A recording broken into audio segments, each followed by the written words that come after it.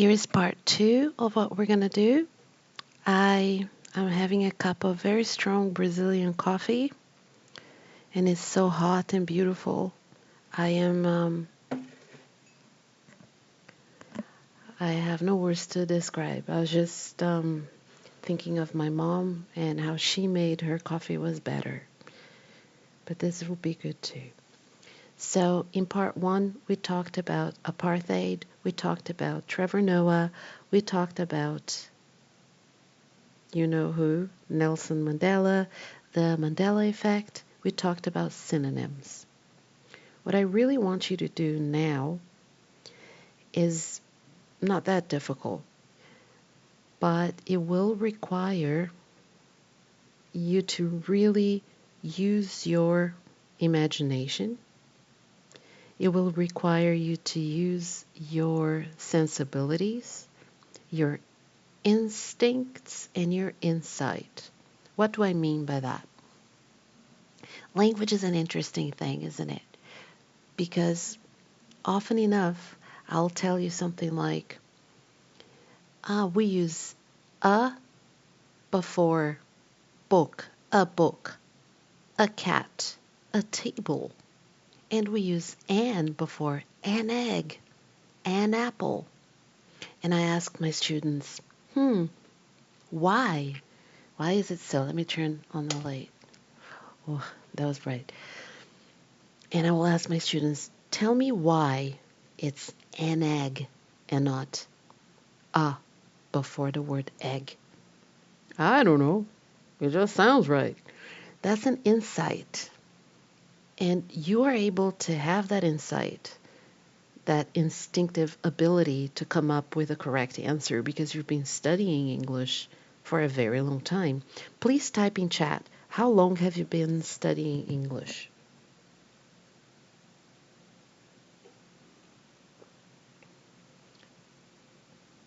Because I'll tell you something. My daughter did not have English in kindergarten.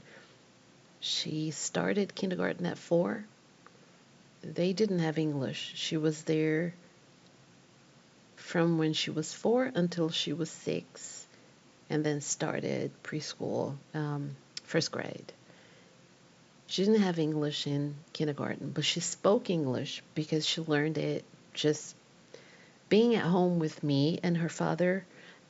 Listen, I understand that multiculturalism there is an issue behind it where some people are against it. But what is irrefutable about multiculturalism is that multicultural homes with multiple languages, they bring such a tremendous amount of knowledge into a child's brain that's developing. So it's very interesting how children who are multilingual, they have a different way to process information, to see the world, and to interpret the world. Where am I going with all of this? I have a task for you. I don't know if I'm going to be able to put the screen on here. Like I said, I'm using Clipchamp and I'm using the tools on my work PC. That's the only thing I have to work with. My mom has some laptops and there are computers here up to wazoo. So I'm going to probably find something better to create better quality videos. If I can find something, I will.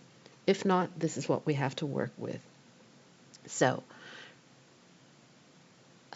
we were, and I hope that you remember the page, we were doing an exercise with synonyms. Can anybody type in chat what page that is?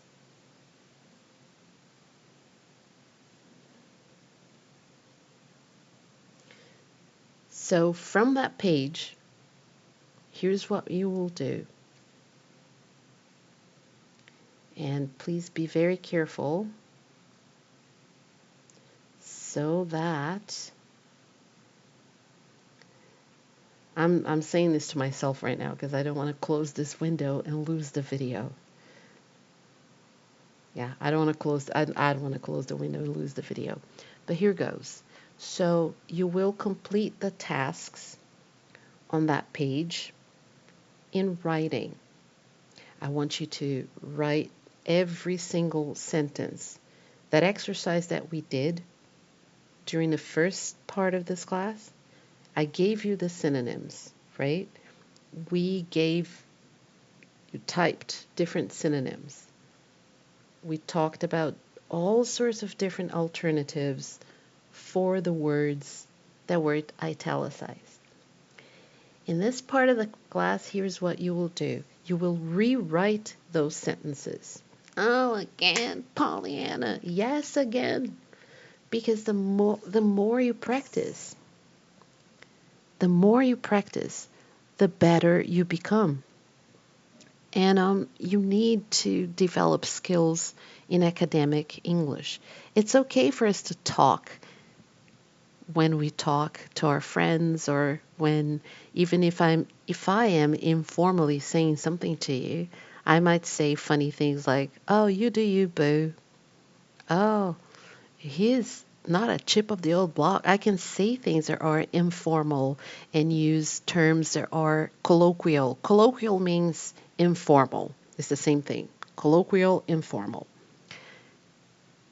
But if I write a formal text, anything that's for school, if I write a text for you to read and answer questions, I have to be more formal. And it's a given, right? So you will perform that task. You will write every single sentence, and you will put it on the uppgaver section of Teams.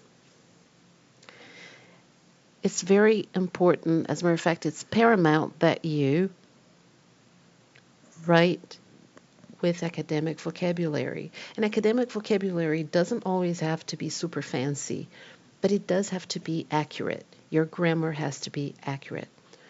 Pollyanna, what do I do for me to obtain a 6? I'm at a 5 right now, and I've been stuck at a 5 for a very long time. First thing that you should do, if you use a lot of contractions, if you say, the government doesn't plan on changing anything. Is that sentence correct? Type in chat. Is that sentence correct? The government doesn't plan to change anything.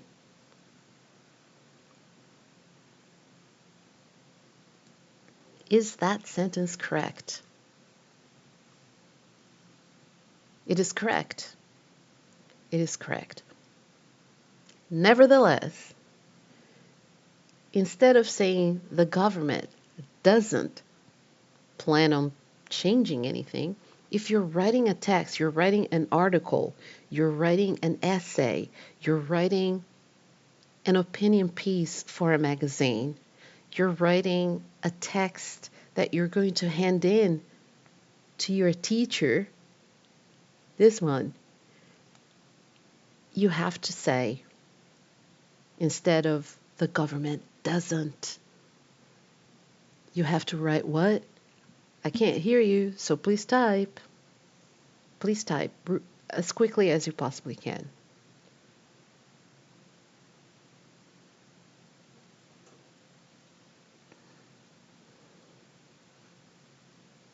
Does not. So instead of writing doesn't, write does not. Instead of writing don't, please write do not. Instead of saying but, yeah, but, you have so many options. Please type in chat some options instead of but. I can say, I was really tired and I'm still jet lagged from my trip to Brazil, but I still woke up early this morning to teach this class. Instead of saying it like this, I could have said, to be more eloquent, even though I was jet lagged and super tired from my trip, comma, I woke up at 3 o'clock in the morning to teach this class. Can you please write synonyms for even though? Please type in chat.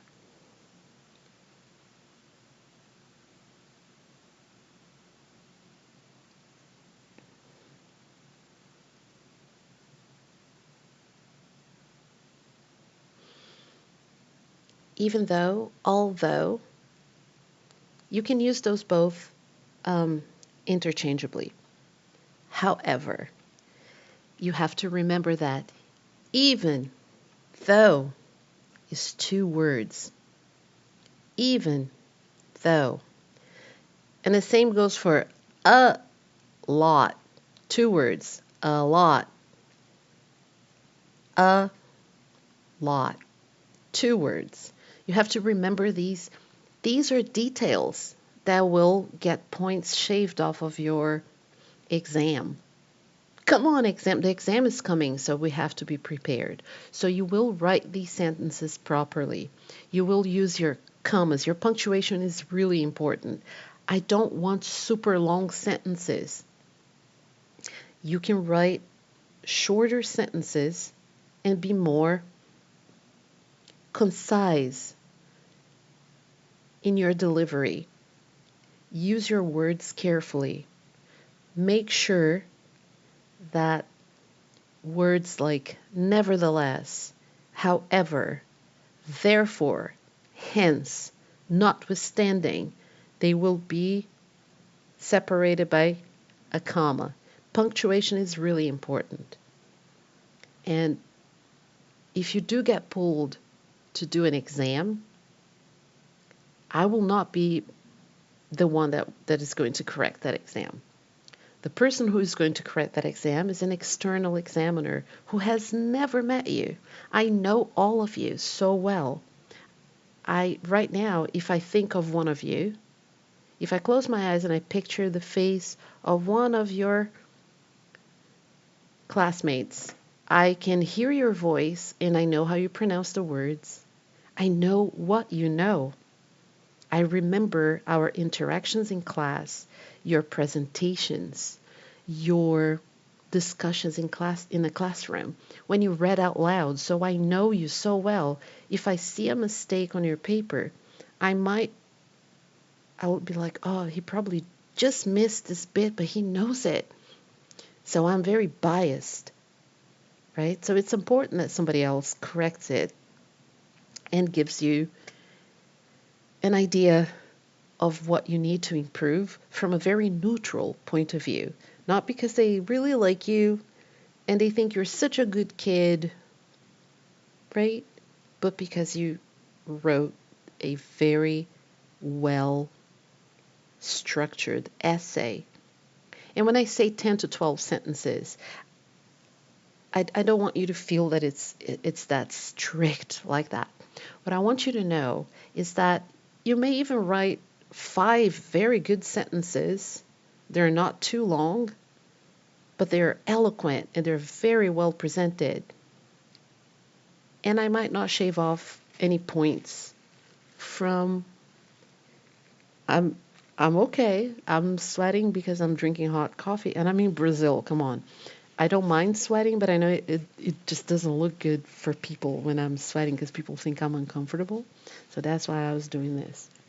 So if you write a concise paragraph, it doesn't matter that it doesn't have 10 sentences. Okay? I always tell you 10 to 12 sentences because if you aim high, you will always get somewhere close to where you're supposed to be. So I'd be happy with a solid paragraph with 8 sentences, well written, good punctuation, good vocabulary. All right? So you will write all of those sentences from, I don't want to close this page to open a page with a book because I'm afraid I'll lose the video. And I apologize to you for the inconveniences of your teacher not having a paper book with her on this trip. I left on Friday. I don't know if you knew this, but I was sitting in my office on Friday after having a good day teaching, and I was not, I don't know, I got a phone call and it was my brother, and he told me, Polly, I have some news for you. And I already knew it was mommy. So that moment he said that, I just burst into tears, and I just threw everything into my big bags that you've seen me carrying around. And I didn't think, I didn't have enough presence of spirit to grab the books with me. And I sat on the bus on the way home on the phone buying the ticket. And yeah, so and I came here. I traveled from 6 a.m. the next day.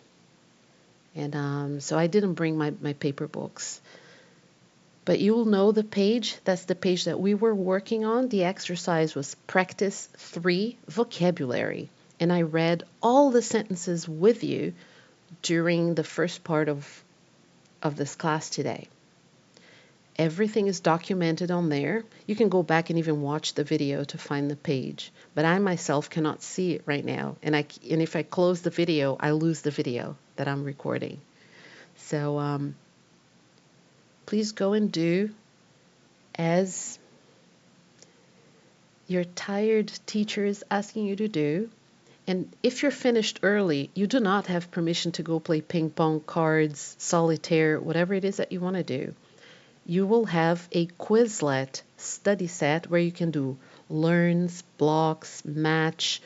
And if you're finished with that, because I can monitor what you're doing, I can see, I'm going to be sitting in front of this computer monitoring what you're doing. I can see what you're doing. I'll give you more work to do. You will have to be working. And I apologize for the inconveniences, and I wish I were there with you. I wish everything was fine and mommy was still with us, but that's not how the story was written. And I'm doing the best I can with what I have. And I'll be here every single day while I'm on this trip. I am grieving. I'm doing what I've been doing, funeral arrangements. I've been doing mass church arrangements. I wrote an eulogy that I did a eulogy for my mother, and I had to write that. I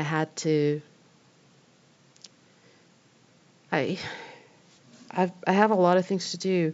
We have to check go to the bank, canceled mommy's accounts. So much to do. And this is none of your business. And I know that Norwegian protocol is different and you don't talk about personal things, but we're all human. Even though I'm from Brazil and you're all from Norway, we're all human. And these are human emotions and this is real life. And I apologize if this is too personal, but I want you to know that I'll be here. Even though I'm doing all of this, I'll be here from 10:30 to 15:45 every single day in front of this computer. Even if I'm sweating and I look awful and I'm tired and I haven't really eaten so much, I'm going to be fine because mommy raised a warrior. She did not raise a wussy little girl. She raised a warrior. So I'm here for this and I'm going to power through. Please do your activities and send them to me. Bye, everybody. I apologize again. Everything that you need is going to be on under Uppgave section, and you have free will to contact me. I'll be on Teams, and you don't have to feel sorry for me or to step on eggshells to talk to me. Talk to me as you've always had. Ask me questions. I'm still your teacher. I'm here for you, and I'm here to do my job, even though I'm not physically there. I am here for you. Message me. If you want to call on Teams, call me on video. If you want to ask a question, ask me. If you didn't understand what I said, the explanation, just go hva er det som vi skal egentlig gjøre? Jeg forstår ikke oppgaven. That's okay. I am here for you. 100%.